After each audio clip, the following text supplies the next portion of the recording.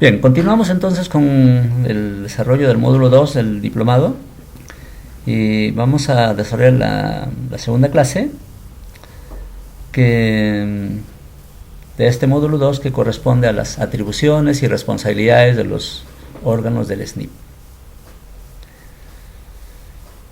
Muy bien.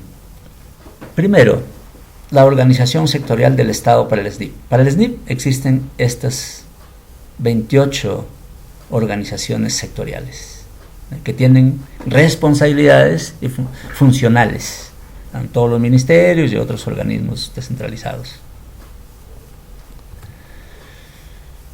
Luego tenemos la organización territorial del sector público, que es el caso de las regiones y los municipios, tanto provinciales como distritales. Ellos tienen competencias territoriales, mientras que los organismos que vimos en la diapositiva anterior tienen una responsabilidad funcional. Las regiones y los gobiernos locales tienen una responsabilidad territorial. Entonces, fíjese, la actividad del SNIP tiene que tomar en cuenta la responsabilidad funcional transversalmente a la responsabilidad territorial de las regiones y los gobiernos locales. Eso es lo que estamos representando acá. Entonces el SNIP tiene que tomar en cuenta, para el caso de los diseños de los proyectos de inversión pública, tomar en cuenta que estos tienen que estar articulados, pues tanto a lo que son las responsabilidades funcionales como las responsabilidades territoriales. Los órganos del SNIP. Ya dijimos anteriormente que la DGIP es el organismo rector del sistema. Luego tenemos los sectores. En cada sector existe un ministro. En cada gobierno local, en cada gobierno regional, existe un gobernador. En cada gobierno regional un gobernador. En cada gobierno local un alcalde, ya sea provincial o distrital. Estos funcionarios, el ministro, el gobernador regional o el alcalde, son los órganos resolutivos del SNIP. Por eso fíjese que acá nosotros a veces hemos escuchado incluso que alcaldes o gobernadores regionales se quejan del SNIP. Resulta pues realmente esto una cosa completamente absurda. Si ellos son parte del SNIP y además son el organismo resolutivo, el alcalde es el órgano resolutivo del SNIP, que tiene pues funciones como la que vemos acá, elige o designa su oficina de programación de inversiones, su unidad formuladora, su unidad ejecutora. Entonces, estos organismos resolutivos son organismos que tienen pues una alta responsabilidad dentro del Sistema Nacional de Inversión Pública.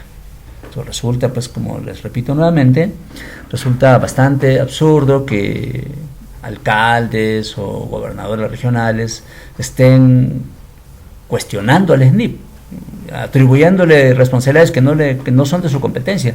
Aquí vamos a dejar claramente establecido cuáles son las competencias del SNIP. El SNIP no tiene nada que ver con que no se ejecute una obra o que se retrase la obra, etc. Eso no es responsabilidad del SNIP en absoluto. La estructura funcional del Sistema Nacional de Inversión Pública. Fíjese acá, hemos representado una cadena, los 6 organismos o las 6 instituciones más importantes del SNIP. El órgano rector, la DGIP, que corresponde al Ministerio de Economía y Finanzas, depende directamente del Viceministerio de Economía. La DGIP es la cabeza del sistema. Luego tenemos los órganos resolutivos o titular de cada sector. Ahí están los alcaldes, gobernador regional, ministros. Están ahí nomás. Ese es el eslabón 2 de la cadena del SNIP. Luego tenemos las oficinas de programación de inversiones, las OPIs, en tercer lugar. En cuarto lugar, las unidades formuladoras. En quinto lugar, las unidades ejecutoras. Y en sexto lugar, todas las herramientas del sistema. Entonces, esa es la estructura institucional del SNIP. Entonces, fíjense, en el SNIP está la DGIP del MEF, los órganos resolutivos o titulares de cada sector, cada gobierno local o regional, luego las OPIs, las unidades formuladoras, las unidades ejecutoras y las herramientas del sistema. Todo esto forma la estructura institucional del SNIP. Vamos a verlo una por una. La DGIP, sus principales funciones es regular el funcionamiento del sistema. Declara la viabilidad de los proyectos cuando esta función no está delegada. O sea, si no se ha delegado esa función a otros organismos, obviamente que es la DGIP la que declara la viabilidad de los proyectos.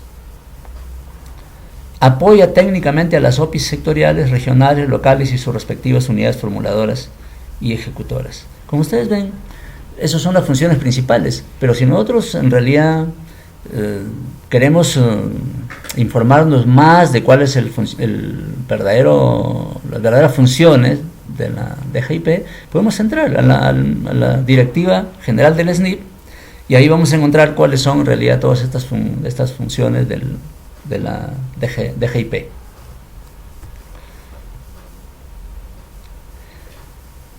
Los órganos resolutivos.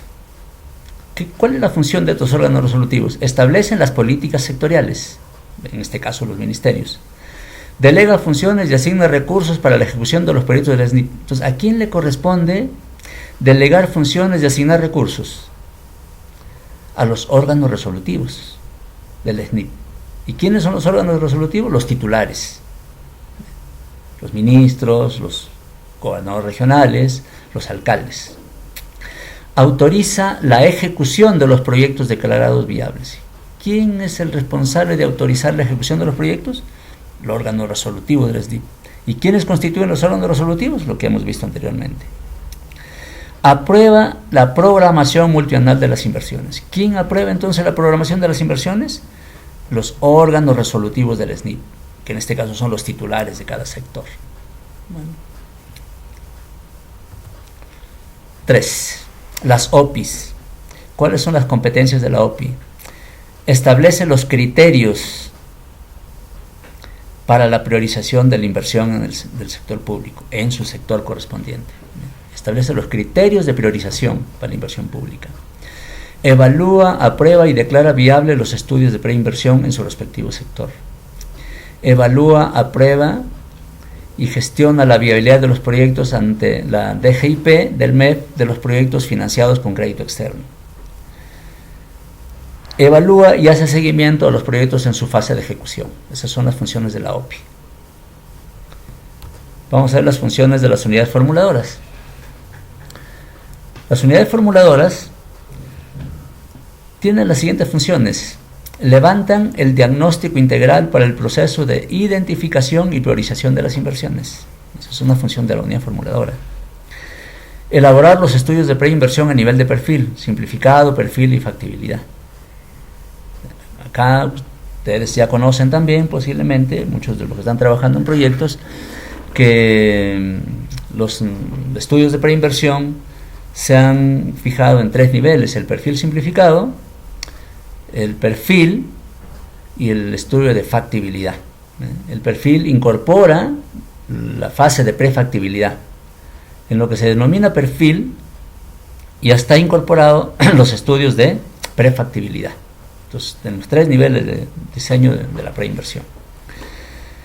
La unidad formuladora igualmente debe elaborar el programa multianual de inversiones.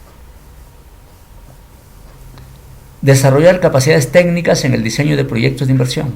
La unidad formuladora es la encargada de desarrollar capacidades técnicas en el diseño de proyectos. Desarrollar las capacidades técnicas de gestión de proyectos ante la OPI de su sector. Esas son las funciones de las unidades formuladoras. Las competencias de las unidades ejecutoras. Elaborar el expediente técnico de los proyectos viables. Ejecutar los proyectos de inversión en base al expediente técnico. Mantiene los costos del proyecto dentro de los rangos establecidos por el estudio de preinversión. Generar información adecuada para la evaluación y seguimiento en todas las fases restantes del proyecto. Esas son funciones de la unidad ejecutora. Entonces, fíjese pues cómo el SNIP va siendo en realidad conformado por un conjunto de instituciones descentralizadas a nivel nacional. Y es ahí donde se toman las decisiones. Entonces acá, cuando queremos echar la culpa de las deficiencias en la ejecución de los proyectos, pues hay que pensarlo bien en primer lugar, porque el sistema nacional de inversión pública está establecido de tal manera que constituye un sistema, un conjunto de instituciones y cada quien con sus responsabilidades. Las herramientas del SNIP, que son el último eslabón, o sea, la última institución. ¿Qué se entiende por herramientas del SNIP? El ciclo del proyecto. Bueno, en principio, las herramientas del SNIP es el conjunto de principios, procesos, metodologías y normas técnicas. Esas son las herramientas del SNIP. De los principales tenemos acá el ciclo del proyecto, las normas y guías técnicas, manuales metodológicos y contenidos mínimos de los estudios de preinversión. Todo este material lo encontramos en la página del Ministerio de Economía y Finanzas.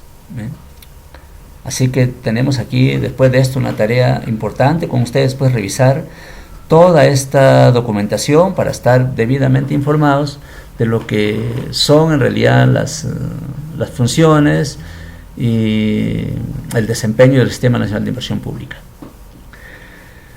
Delegación de facultades para la aprobación de proyectos, programas, conglomerados y otros temas. Eso es también una herramienta. El banco de proyectos es otra herramienta del sistema. Los procedimientos de seguimiento y monitoreo de proyectos de inversión. Los sistemas de información geográfico.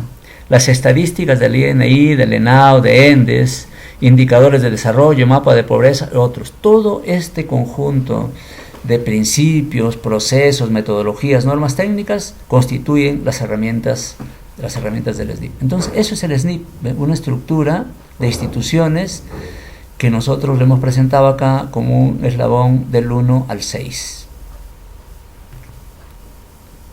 Todo este obviamente que es un proceso de implementación que se sigue, ¿no? Bueno, con esto entonces hemos presentado a ustedes en esta segunda clase la forma como está estructurado el SNIP y cómo son las responsabilidades a cada uno de los niveles. Existe un nivel más alto en la DGIP, tiene a su cargo toda la normatividad del SNIP, ¿cierto? Luego hemos visto que las responsabilidades están descentralizadas a nivel de OPIs, de unidades, primero de órganos resolutivos, o sea, los ministros, los presidentes, los gobernadores regionales, los alcaldes provinciales y distritales, que son los órganos resolutivos del SNIP, que tienen sus atribuciones correspondientes. Luego tenemos las OPIs, las unidades formuladoras, las unidades ejecutoras y las herramientas. Muy bien, con eso terminamos esta segunda presentación y luego pues ya estaremos desarrollando la tercera presentación de este segundo módulo. Muchas gracias.